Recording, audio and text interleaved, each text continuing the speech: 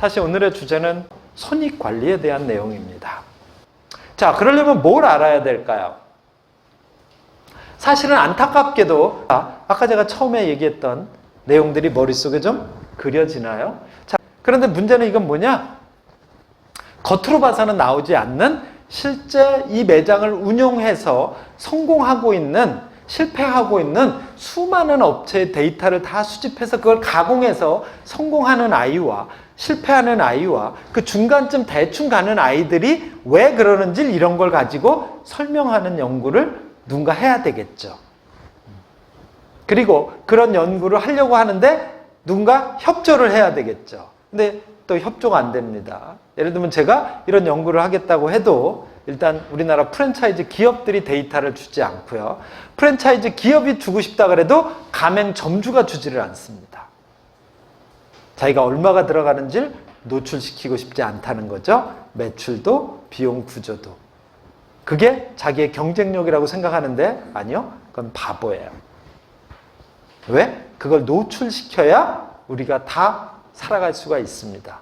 하지만 뭐 어차피 폐쇄적인 상태에서 우리 것만 노출시킬 수는 없다. 그러니까 아무도 안 하죠. 그럼 어떻게 됩니까? 여러분들끼리라도 이걸 같이 계속 연구하고 공유하고 어떤 게 가장 올바른 방식인지를 찾아낼 수 있어야 되는데 또 여기서도 그건 쉽지는 않죠. 하지만 오늘 여러분은 이걸 확실히 기억하셔야 됩니다. 특히 젊은 사람들, 장사하는 걸 그냥 장사하지 마십시오. 측정하는 것부터 하셔야 10년, 20년 후에 미래가 있습니다. 안 옛날처럼 30%, 40%씩 남기는 시대는 끝났습니다. 지금 아마 맥시멈으로 벌어봤자 10%만 남겨도 잘 남기는 시대라고 저는 생각이 돼요. 그거 계산도 잘 못해서 자기는 15%, 20% 남는다고 하지만 그 사람도 정확히 계산하면 10% 겨우 남깁니다. 그런데 미국에서 성공하는 레스토랑들을 연구해보면 미국에서 10년 이상 롱런하는 레스토랑들의 매출액 순이익률은 5%를 넘지 않습니다. 즉 이제 과거에 그냥 은행 이자율 정도만 나와도 건물 상가 하나 가지고 있는 수익률만 나와도 식당 할 수밖에 없는 시대가 온 거죠. 하지만 아까 얘기한 것처럼요. 이 틈새를 잘 보면요. 더 적게 투자하고 더 많이 남기는 구조도 여전히 존재하고 있는 거고요.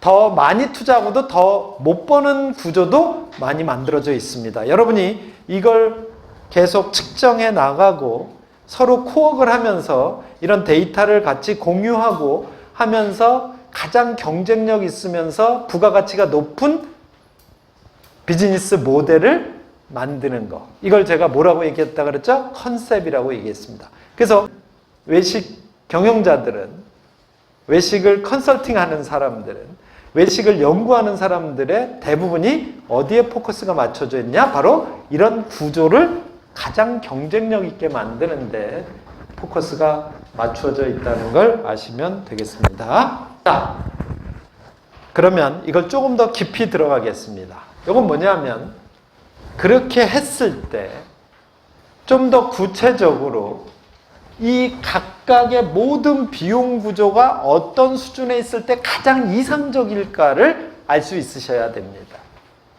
아까는 제가 두리뭉실하게 이렇게 얘기했습니다. 원재료비 있고요. 인건비 있고요. 재경비 있고요. 감가상각비 있고요. 임차료 있고요. 이렇게 한 5가지 정도만 얘기했잖아요. 이건 그냥 큰 틀을 보라고 얘기한 거고 중요한 건 이와 같이 40가지, 50가지의 비용에 의해서 이 식당이 운영되고 있다는 겁니다.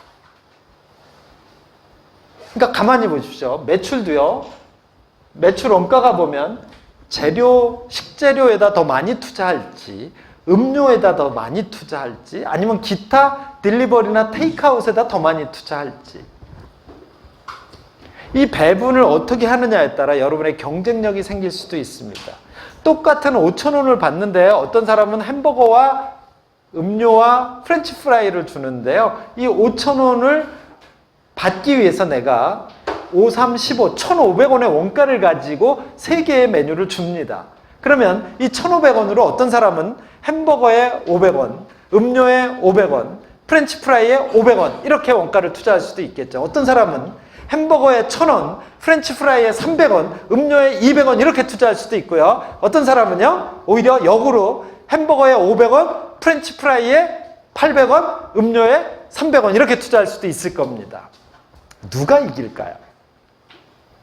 햄버거에 더 많은 투자를 하는 사람이 이길까요? 아니면 어떻게 보면 햄버거에 500원만 투자하고도 1,000원 같은 느낌만 나게 하면서 오히려 확 눈에 띄게 하는 프렌치 프라이나 음료에다 더 투자하는 사람이 이길 수도 있지 않을까요?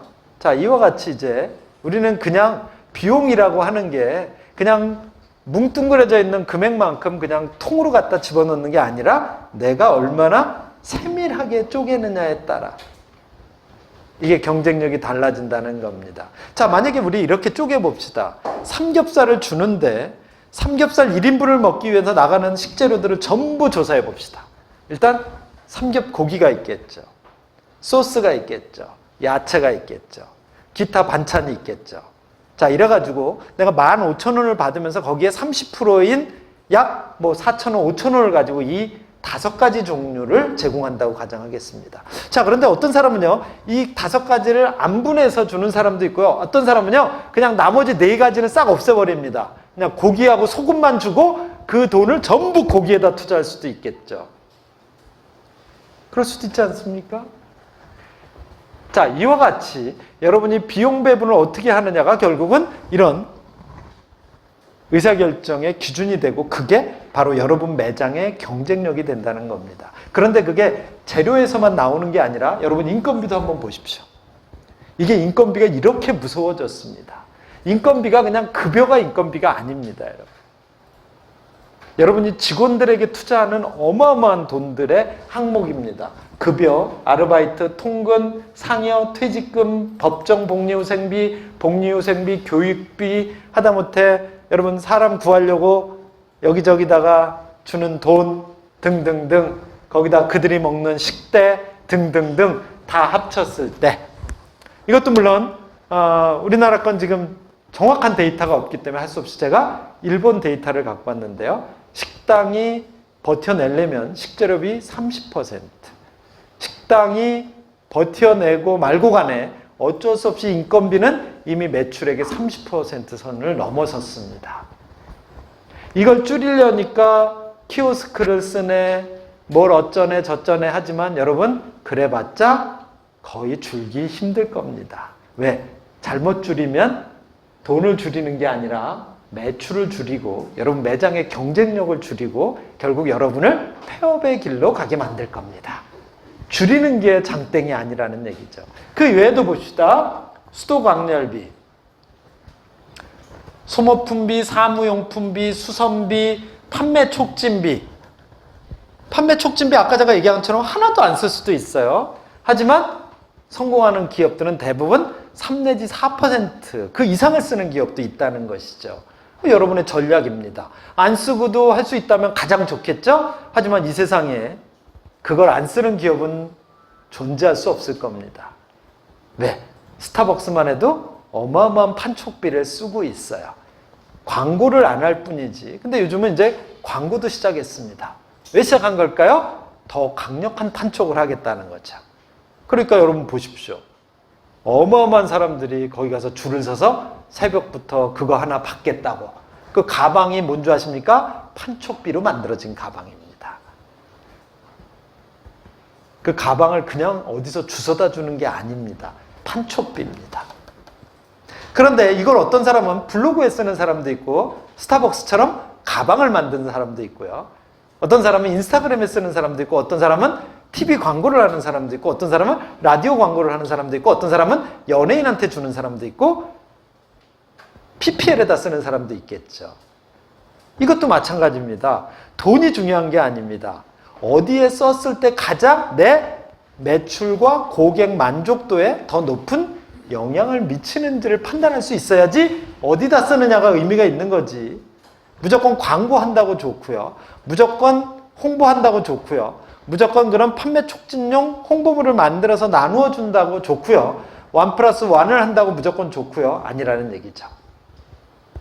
그 다음에 뭐 있죠? 기타 관리비도 어마어마합니다. 그래서 비용을 고정비와 변동비로 나누고 그러한 고정비와 변동비들이 각각 어떤 수준에서 얼만큼씩 들어가느냐, 그래서 쫙 표준값을 적어봤습니다. 그랬더니 여러분 한번 봅시다. 표준값으로 고정비만 다 더해봤더니 72%, 변동비만 다 더해봤더니 12%. 그럼 72에다가 이거 재경비죠. 재경비하고 고정비 18%. 그럼 72에다 18 더하면 얼마죠? 72 더하기 18. 90%죠. 그러면 다 남으면 10% 남는 거죠. 근데 여기 초기 조건이라는 게 있어요. 초기 조건이 뭐냐? 임차료와 기본관리비, 감가상각비, 지급이자, 경영자 인건비 10%. 그러면 어떻게 되는 거죠? 뭘 어떻게 돼? 남는 거 빵이죠. 여기 아직 안 들어간 비용이 있습니다. 뭐죠? 이게 내가 받은 금액을 기준이니까 사실은 거기에 부가가치세가 포함되어 있죠. 그거 빼면 마이너스 7%가 나온다는 얘기입니다. 그 이외에 비용 관리를 잘못해서 식재료비가 35%가 되거나 인건비가 32%가 되거나 그걸 메꾸기 위해서 다른 비용을 절감하거나 이러면서 우리는 무너져 가는 겁니다. 그럴 것 같지 않습니까? 이렇게 중요한 걸 과연 여러분들은 매일매일 관리하고 계시나요? 매일 관리하는 게 중요한 게 아닙니다. 계속 이걸 데이터를 가지고 내 경쟁자와 내 상권에서 나보다 센 놈, 나보다 못한 놈들과 비교하면서 내가 어떻게 하면 경쟁력에서 뒤지지 않으면서 내가 원하는 투자 수익률을 얻어낼 수 있는지를 끊임없이 연구해야 됩니다.